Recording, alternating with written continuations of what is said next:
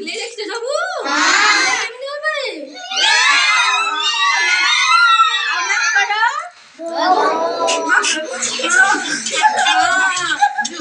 ଆଜିରେ ଗପଟେ କହିବି ଗୋଟେ ଗାଁରେ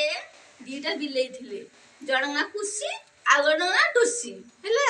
ଦି ଜଣ ବୁଲୁଥିଲେ ବୁଲୁ ବୁଲୁ ବୁଲୁ ବୁଲୁ ଥରେ ସେମାନେ ଜଙ୍ଗଲ ଭିତରେ ପଶିଗଲେ ଜଙ୍ଗଲ ଭିତରେ ପଶିଗଲେ ସେ ବାଟରେ ଦେଖିଲେ ଗୋଟେ ପିଠାଟେ ପଡିଛି ପିଠାଟେ ପଡିଛି ହେଲା କି ପୁଷି ଆଗ ଦେଖିଥିଲା ଆଜି ଗୋଟେ ପିଠାଟେ ପଡିଛି ଟୁସି କଣ ଭାଙ୍ଗି ଯାଇକି ଟୁସି ଧରି ପକେଇଲା ଆଉ ଆମେ ଦେଖିଲା ନାଇଁ ଜଣେ ଦେଖିଥିବ ଦେଖୁଥିବ ଧରି ପକଉନି ହେଲା କି ଟୁସି ଧରି ପକେଇଲା ପିଠାଟାକୁ ଦି ଜଣ ବହୁତ ମାଡ଼ ଲାଗିଲେ ତ ପୁଷି କହିଲା ମୁଁ ଆଗ ଦେଖିଛି ମାନେ ମୁଁ ଏଟା ଆଗ ଖାଇବି ଟୁସି କହିଲା ମୁଁ ଧରିଛି ମୁଁ ଖାଇବି ପିଠାଟା ଦି ଜଣ ଭିତରେ ବହୁତ ଝଗଡା ହେଲା ସେ ପାଖରେ ଗୋଟେ ଗଛଟେ ଥିଲା ଗଛ ଉପରେ ଗୋଟେ ମାଙ୍କଡ ରହୁଥିଲା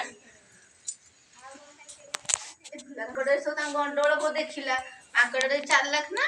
ସେ ତଳକୁ ଆସିଲା ସେ ବୁଝିଲା କଣ ହେଲା କଣ ପାଇଁ ଗଣ୍ଡଗୋଳ ଲାଗୁଛ ସିଏ ଦେଖୁନ ଗୋଟେ ପିଠାଟେ ପଡିଥିଲା ମୁଁ ଆଗ ଦେଖିଲି ପିଠାଟା ମୁଁ ଆଗ ଦେଖିଲି ତାପରେ ପିଠାଟା ମୋର ମୁଁ ଖାଇବି ଟୁସି କହିଲା ନା ନା ମୁଁ ଆଗ ଧରିଛି ପିଠାଟା ମୋର ମୁଁ ଆଗ ଖାଇବି ତାଙ୍କ ଦି ଜଣ ଯାକ ମାଡ଼ଗୋଳ ଭିତରେ ମାଙ୍କଡ ଚାଲାକ ଥିଲା ମାଙ୍କଡ ହଉ ତମେ ମାଡ଼ ଲାଗନି ପିଠାକୁ ମୁଁ ଭାଗ କରିଦେବି ସମାନ ଭାଗ କରିଦେବି ତମେ ଦି ଜଣ ଖାଇବ ମାନେ ହଁ କରିଦେଲେ ପିଠା ଦେଲେ ମାଙ୍କଡ କଣ କଲା ନା ପିଠାକୁ ଏମିତି ଭାଗ କଲା ଗୋଟେ ପିଠା ବଡ ଆଉ ଗୋଟେ ପିଠା ଛୋଟ ରହିଲା ହେଲା କି ଦି ଜଣ ସମାନ ଭାଗ ହେଇପାରିଲାନି ଆରେ ଗୋଟେ ପିଠା ତ ବଡ ହେଇଗଲା ଆଉ ଗୋଟେ ପିଠା ଛୋଟ ହେଇଗଲା କଣ କରିବା ହଁ ମୁଁ ବଡ ପିଠା ମୁଁ ଟିକେ ଖାଇଦଉଛି ତା ସମାନ ହେଇଯିବ ସେ ଏମିତି ଖଣ୍ଡିଆ କରି ଖାଇଲା ପୁଣି ଥରେ ଗୋଟେ ପିଠା ବଡ ଗୋଟେ ପିଠା ଛୋଟ ହେଲା ଆଉ ପୁଣି ଥରେ ହେଇଗଲା ବଡ ସାନ କଣ ମୁଁ ଟିକେ ଖାଇଦଉଛି ଏମିତି କରିକି ଖାଉ ସବୁ ପିଠା ମାଙ୍କଡ ଖାଇଦେଲା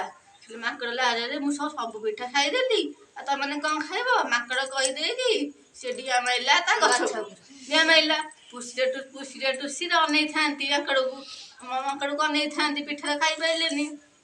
ସେଠୁ ବୁଦ୍ଧି ଶିଖିଲେ ଯେ ଆମେ ସମାନ ଦି ଜଣ ଭାଗ କରି ଖାଇ ଦେଇଥାନ୍ତେ ପିଠା ଖାଇଥାନ୍ତେ ଦି ଜଣ ମାଡ଼ ଗଡ ଲାଗିଲେ ବୋଲି ମାଙ୍କଡ ପିଠା ଖାଇଦେଇକି